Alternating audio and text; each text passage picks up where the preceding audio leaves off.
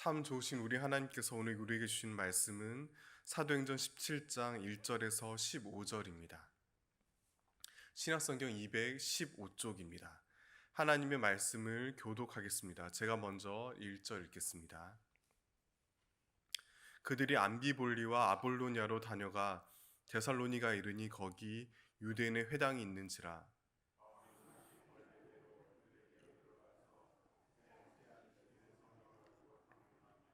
뜻을 풀어 그리스도가 해를 받고 죽은 자 가운데서 다시 살아나야 할 것을 증언하고 이르되 내가 너에게 전하는 이 예수가 곧 그리스도라 하니.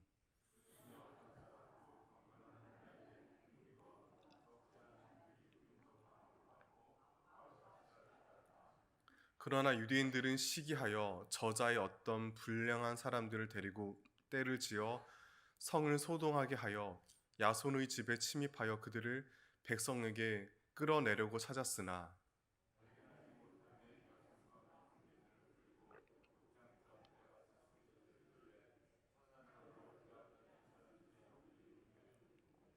야손이 그들을 맞아 들였도다. 이 사람들이 다 가이사의 명을 거역하여 말하되 다른 임금 곧 예수라 하는 이가 있다 하더이다 하니. 야손과 그 나머지 사람들에게 보석금을 받고 놓아주니라.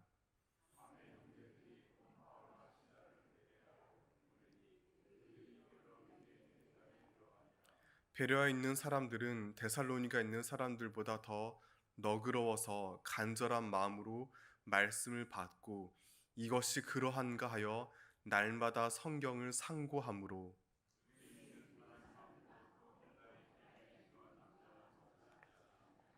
데살로니가 있는 유대인들은 바울이 하나님의 말씀을 베레아에서도 전한 줄 알고 거기도 가서 무리를 움직여 소동하게 하거늘.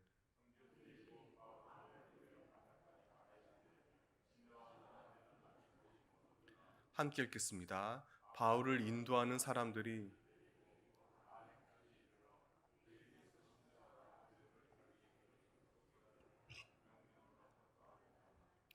아멘. 기도의 자료 나온 성도님들을 환영하고 축복합니다. 또다시 찾아온 폭염 가운데 하나님의 선선한 은혜가 날마다 함께 하시기를 축원합니다. 본문 바로 앞에 있는 사도행전 16장은 복음을 전하다가 감옥에 갇히는 고초를 겪은 바울과 그의 일행들을 소개합니다. 다행히 바울은 태어날 때부터 가진 로마 시민권 덕분에 무사히 풀려났습니다. 그럼에도 진리를 전하며 살아가는 것은 너무나 힘들고 어려운 일입니다. 그렇지만 바울은 굴하지 않고 맡겨진 사명을 꿋꿋하게 감당하였습니다. 그의 일행은 소아시아 도시인 암비볼리와 아볼로냐를 거쳐 데살로니가에 도착합니다. 데살로니가는 로마 제국 속주 중 하나인 마케도니아의 수도이자 로마 총독이 머무는 주요 도시입니다. 또한 그곳에는 상당히 커다란 규모를 가진 유대인 공동체가 있었습니다. 그런 까닭에 기독교 선교 초기에 무척 중요한 장소입니다. 거기서 바울은 자기의 관례대로 유대인 회당에 들어갔습니다. 이때 관례대로라는 말을 습관대로 혹은 늘 하던 대로라고 바꿔도 무방합니다. 여기서 회당은 잘 아시는 대로 오늘날 교회처럼 유대인들이 지역마다 세운 신앙의 중심입니다. 사도행전에 나타난 바울의 일관된 선교 전략은 먼저 유대인들에게 다가가는 것이었습니다. 여러 이유가 있겠지만 우선 아직 유대교와 기독교의 구분이 명확하지 않아서 바울 자신이 스스로를 유대인으로서 여겼습니다. 또한 이미 구약 성경을 충분히 잘 알고 있는 그들에게 복음을 전하는 것이 굳이 많은 설명을 할 필요 없는 효율적인 방식이었습니다. 그런 까닭에 바울은 선교지에 도착할 때마다 유대인들이 몰려있는 회당에 가장 먼저 찾아갔습니다. 마찬가지로 데살로니가 회당에 모인 유대인들에게 복음을 전합니다. 거기서 무려 3주간이나 성경을 토대로 치열한 토론을 벌였습니다. 그때 그가 전한 선포의 핵심이 3절에 기록되어 있습니다. 우리 3절 다 함께 읽겠습니다. 뜻을 풀어 이르되 내가 너에게 전하는 이 예수가 곧 그리스도라 하니. 우린 여기서 기독교의 핵심 진리를 명확하게 발견합니다. 바로 십자가에서 죽임 당하시고 다시 살아나신 예수님입니다. 그 주님께서 곧 구약이 증언하신 메시아, 곧 그리스도이십니다. 하지만 이와 같은 바울의 증언은 그 시대 유대인들이 메시아에게 가졌던 일반적인 기대와 정반대였습니다. 그들은 강력한 힘과 지도력을 가진 전제 군주로서 메시아를 고대하였습니다. 그 언젠가 그 메시아께서 로마 제국을 물려쳐 주리라 기대하였습니다. 복음서에 보면 심지어 제자들조차 이런 오해에 사로잡혔습니다. 따라서 이 예수가 곧 그리스도라는 바울의 외침은 그날 모여든 유대인들에게 이루 말할 수 없는 큰 충격과 혼란을 안겨주었습니다. 그 결과 그곳에 모인 사람들은 크게 두 부류로 나뉩니다. 바로 복음을 따르는 사람들과 복음에 분노하는 사람들입니다. 먼저 제가 4절 읽어드리겠습니다. 그중 어떤 사람 곧 경건한 헬라인의 큰 무리와 적지 않은 규부인도 권함을 받고 바울과 실라를 따르나. 사도행전 10장에 나오는 고넬료처럼 외국인이지만 야훼 신앙에 매료된 사람들이 등장합니다. 그들이 또한 예수 그리스도를 고백하였습니다. 그러한 경건한 헬라인의 큰 무리와 적지 않은 귀부인이 바울과 실라가 전한 진리를 받아들였습니다. 외국인이라는 신분과 귀부인이라는 사회적 지위를 고려하면 너무나 어려운 결단입니다. 많은 손해와 위험을 감수하는 헌신입니다. 하지만 예수 그리스도께서 전하신 하나님 나라 복음이 그들을 사로잡았습니다. 그 결과 세상이 말하는 성공과 부귀 영화를 기꺼이 포기하고 담대히 진리를 품고 살아갔습니다. 반면 그 외 다수 유대인의 부정적인 반응도 확인할 수 있습니다. 5절에서 7절 함께 읽겠습니다. 그러나 유대인들은 시기하여 성을 소동하게 하여 야손의 집에 침입하여 그들을 백성에게 끌어내려고 찾았으나 발견하지 못하매 읍장들 앞에 가서 소리 질러 이르되 천하를 어지럽게 하던 이 사람들이 여기도 이르매 야손이 그들을 맞아 들였도다. 이 사람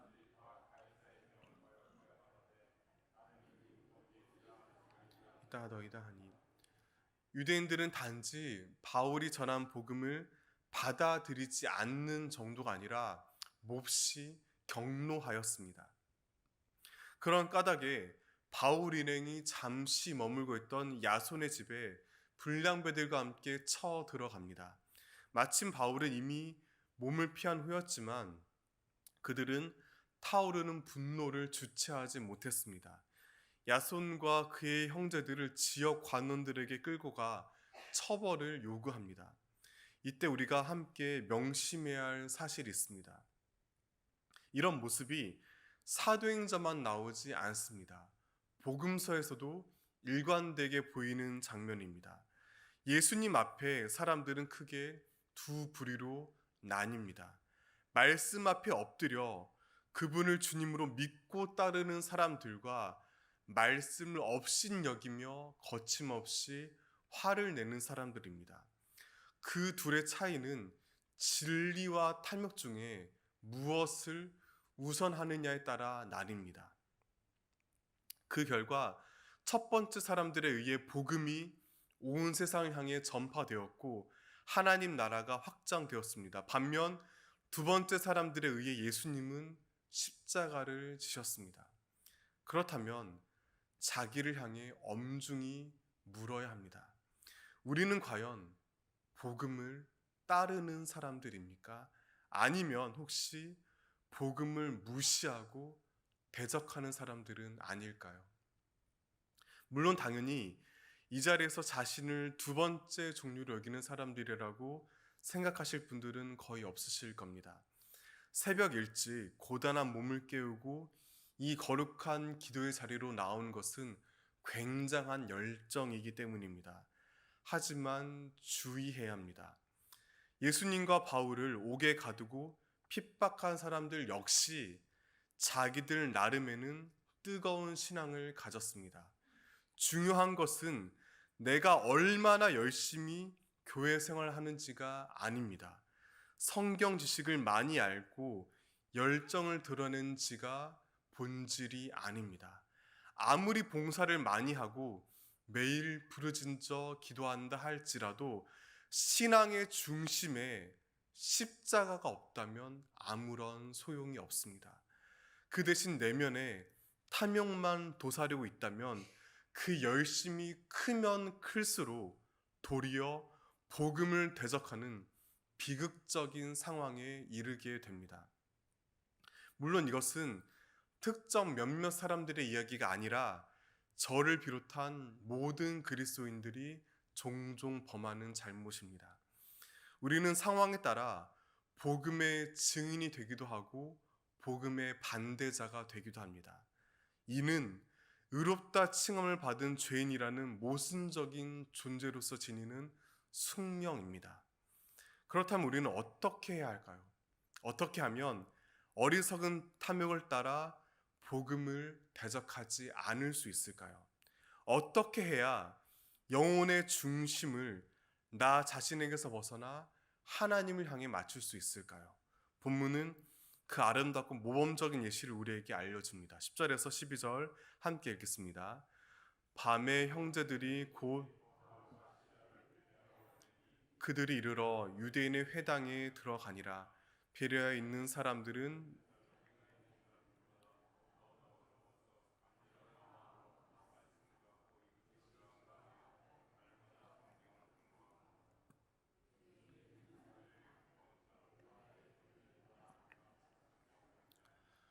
바울 일행은 위험을 피해 베레아에 도착했습니다. 이번에도 역시 그곳에 있는 유대인의 회당에 찾아갔습니다. 그는 거기서 모처럼 휴식 같은 순간을 맞이합니다. 많은 사람들이 복음을 믿고 받아들이는 놀라운 일이 일어났습니다. 그런데 그와 같은 결실은 베레아 사람들 특유의 성품과 태도 때문이라고 본문은 알려줍니다. 11절 한 번 더 다 같이 읽겠습니다. 베레아에 있는 사람들은 간절한 마음으로 말씀을 받고 이것을 날마다 성경을 상고함으로 베레아 사람들은 바울이 전한 말씀을 무시하지 않고 받아들였습니다. 그뿐만 아니라 날마다 성경을 깊이 연구하였습니다. 그 이유는 그들이 다른 지역 사람들보다 더 너그러운 사람들이기 때문입니다. 원문에 좀 더 가깝게 바꿔보면 보다 품격이 있다는 의미입니다. 그래서 최근에 나온 새 한글 성경도 성품이 고상했다라고 번역하였습니다. 우린 여기서 신앙의 진정한 품격을 무엇으로 가늠할 수 있는지를 깨닫습니다. 복음을 핍박했던 사람들처럼 협소한 판단과 경험으로 흥분하며 다른 이들을 비판하고 정죄하지 말아야 합니다. 말씀을 자기 경험과 생각으로 제한하지 말아야 합니다. 그 대신 날마다 복음을 낯설게 대하며 무한히 넓은 하나님의 뜻을 깊게 고민하고 묵상하는 자세를 가져야 합니다. 이것이 바로 진정한 신앙의 품격입니다. 따라서 말씀 앞에서 자신을 바로 세우시길 바랍니다. 온 마음 다해 주님의 뜻 앞에 겸손히 귀 기울여야 합니다.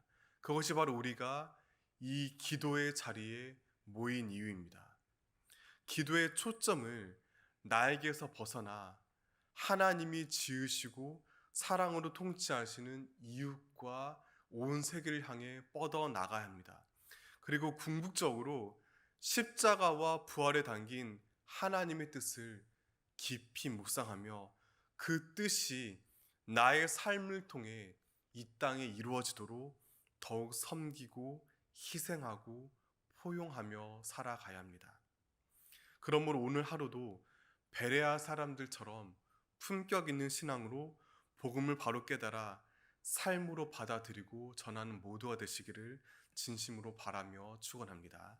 기도하시겠습니다. 참 진리의 주 하나님, 예수님과 바울 모두 겪었듯이 십자가와 부활의 복음을 전해들은 사람들의 반응이 크게 둘로 나뉘는 모습을 말씀으로 확인합니다. 어리석은 욕망과 편견에 따라 복음을 대적하는 것이 아니라 주님을 더욱 온전히 따르게 하여 주시옵소서. 베레아 사람들을 본받아 하나님의 크신 뜻을 말씀 가운데 하려는 품격 있는 신앙을 지니게 하여 주시옵소서.